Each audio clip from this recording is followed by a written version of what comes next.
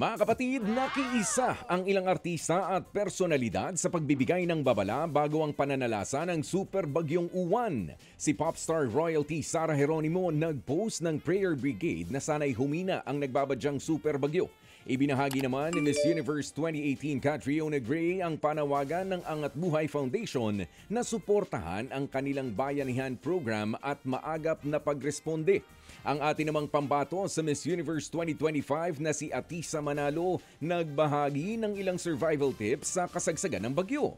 Please stay safe naman ang post ng aktres na si Jody Santa Maria. Panawagan niya, manalangin para sa proteksyon ng lahat. Maglalabas po naman daw ng kanyang kauna-unahang single ang aktres na si Liza Soberano. Red Ferrari ang title ang kanyang debut single. Sa November 14 ang release nito. Inanunsyo po ni Liza ang kanya pong bagong kanta na may kasama pang litrato niya na mayroong Red Ferrari. Pinarinig din niya ang bahagi po ng kanyang kanta sa TikTok. Labis-labis naman ang pasasalamat ng singer-songwriter na si EJ matapos makatanggap ng 5 Grammy nominations ang ang kantang Golden mula sa hit Netflix movie na K-Pop Demon Hunters. Nominated ang Golden para sa Song of the Year, Best Pop Duo or Group Performance, Best Song Written for Visual Media at Best Remixed Recording. Ang K-Pop Demon Hunters naman, Best Compilation Soundtrack for Visual Media. Ayon kay EJ, hindi magiging posible ang pagiging nominado nila sa Grammys kung walang suporta ng fans. Nitong Agosto, nag-number 1 sa Billboard Hot 100 ang kantang Golden. Naging makulay ang Araneta Coliseum dahil po naman sa konsyerto ng OPM singer na si Maki. Hinarana po ni Maki ang kanyang fans sa pamamagitan po ng mga sikat niyang kanta sa ginanapong Color Coaster concert nitong Biyernes. Kasama sa mga kinanta po ni Maki ay ang Kahel na Langit, Namumula, Bugaw at iba pa. Naging surprise guest niya si Bini Maloy na kumanta ng Dilaw.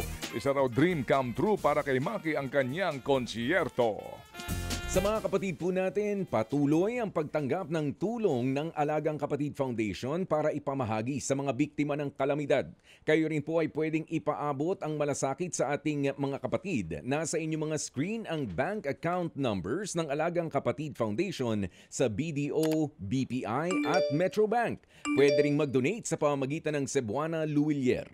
Pwede rin pong ipadala ang inyong tulong sa pamamagitan ng aming Maya QR code. Simula rin po mamaya 2:30 p.m. sa Puwersang ihahatid ng TV5, RPTV, One News, One PH at True Network ang Tulong Mga Kapatid Bayanihan Drive.